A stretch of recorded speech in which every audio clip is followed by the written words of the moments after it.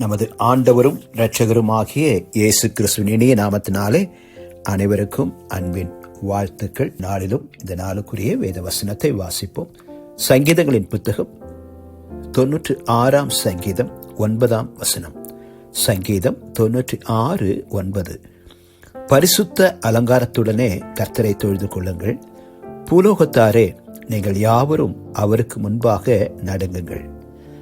பரிசுத்த அலங்காரத்துடனே கர்த்தரை தொழுது கொள்ளுங்கள். காலவேளையிலும் நம்முடைய தேவனாகிய கர்த்தரை பரிசுத்த அலங்காரத்தோடு ஆராதிக்கும்படியாக, பயத்தோடு நடுக்கத்தோடு அவரை ஆராதிக்கும்படியாக, ஆவியோடு உண்மையோடு அவரை ஆராதிக்கும்படியாக நாம் அழைக்கப்பட்டிருக்கிறோம். எனவே நம்முடைய தேவனாகிய கர்த்தர் பரிசுத்தராக இருக்கிறார். எனவே நாமும் பரிசுத்தராயிருக்கும்படியாகவே அழைக்கப்பட்டிருக்கிறோம். நான் பரிசுத்தராயிருக்கிறது போல நீங்களும் பரிசுத்தராயிருங்கள் என்று கர்த்தர் கட்டளையிட்டிருக்கிறார். எனவே பரிசுத்த வாழ்க்கையை நாம் காத்துக்கொள்ள வேண்டும். 1 யோவான் 1:7 நாம் வாசிக்கிறோம். இயேசு கிறிஸ்துவின் ரத்தம் சகல பாவங்களையும் நீக்கி நம்மை சுத்திகரிக்கும். 1 யோவான் 1:7 இயேசு கிறிஸ்துவின் ரத்தம் சகல பாவங்களையும் நீக்கி நம்மை சுத்திகரிக்கும். இந்த உலகத்தில் அநேக விதமான காரியங்கள் நம்மை கரைப்படுத்தக்கூடியதாக இருக்கிறது.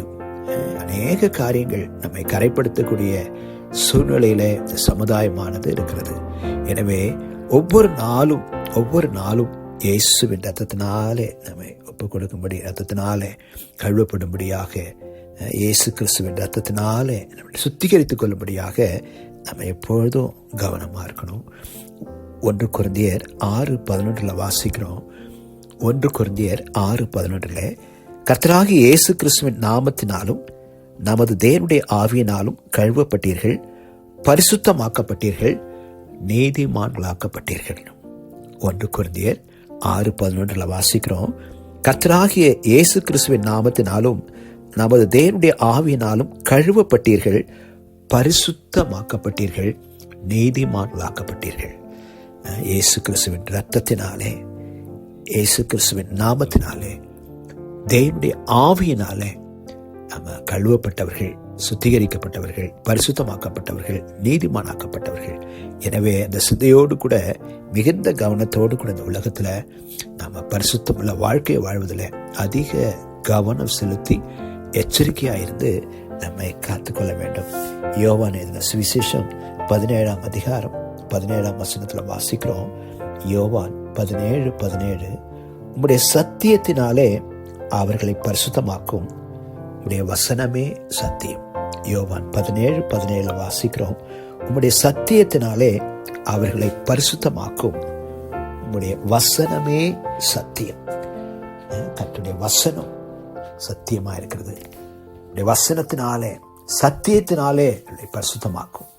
ஒவ்வொரு நாளும் வேத வசனங்களை வாசித்து தியானித்து வார்த்தையை கீழ்ப்படியும் பொழுது கர்த்தருடைய வசனத்தினாலே நம்ம பரிசுத்தமாக்கப்படுகிறோம். எனவே பரிசுத்த அலங்காரத்துடனே கர்த்தரை தொழுது கொள்ள எப்பொழுது கவனமாயிருப்போம். தேவனாகிய கர்த்தர் பரிசுத்தராயிருக்கிறார்.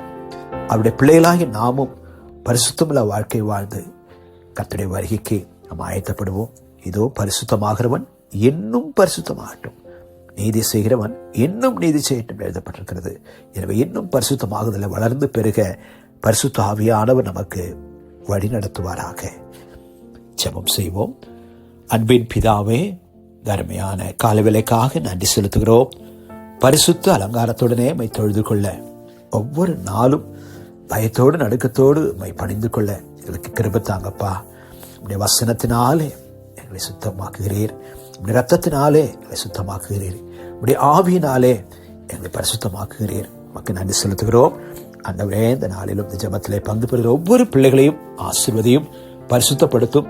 தன்னுடைய பரிசுத்த வாழ்க்கையை காத்துக்கொள்ள ஒவ்வொரு நாளும் ஆண்டவர் உமக்கு பிரியமாய் வாழ்க்கை வாழ, ஆண்டவரே பரிசுத்தமுள்ள வாழ்க்கை வாழ்வதில் மிகுந்த கவனமாய், எச்சரிக்கையாய், ஞானமாய் நடந்து கொள்ள உதவி செய்யுங்கப்பா.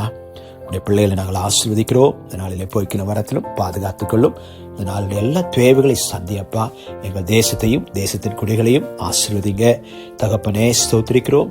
குறிப்பாக இந்த நாளிலும் எங்கள் தமிழ்நாட்டில் உள்ள நீலகிரி மாவட்டத்திற்காக நாங்கள் ஜெபிக்கிறோம் ஐயா.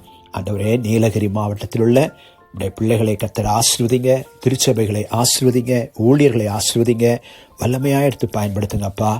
அந்த பகுதியுள்ளதான சந்திக்கப்படாத இடங்களிலே ஆண்டவரே சுவிசேஷம் அறிவிக்கப்பட, சபைகள் இல்லாத இடங்களிலே சபைகள் ஸ்தாபிக்கப்பட கர்த்தர் உதவி செய்வீராக. நாங்கள் ஒரு மனதோடு ஜெபிக்கிறையா. நீலகிரி மாவட்ட மக்களை கர்த்தர் ஆசீர்வதிங்க, பாதுகாத்துக் கொள்ளுங்க. பெரிய ரட்சிப்பை இந்த பகுதியில் கட்டளையிடும்படியா நாங்கள் ஜெபிக்கிறோம். ஆசீர்வதிங்கப்பா. எல்லா மகிமையும் துதியும் கனமும் மக்கள் எடுக்கிறோம். இயேசு ரட்சக நாமத்தில் வேண்டுகிறோம் எங்கள் நல்ல பிதாவே. ஆமென். God bless you.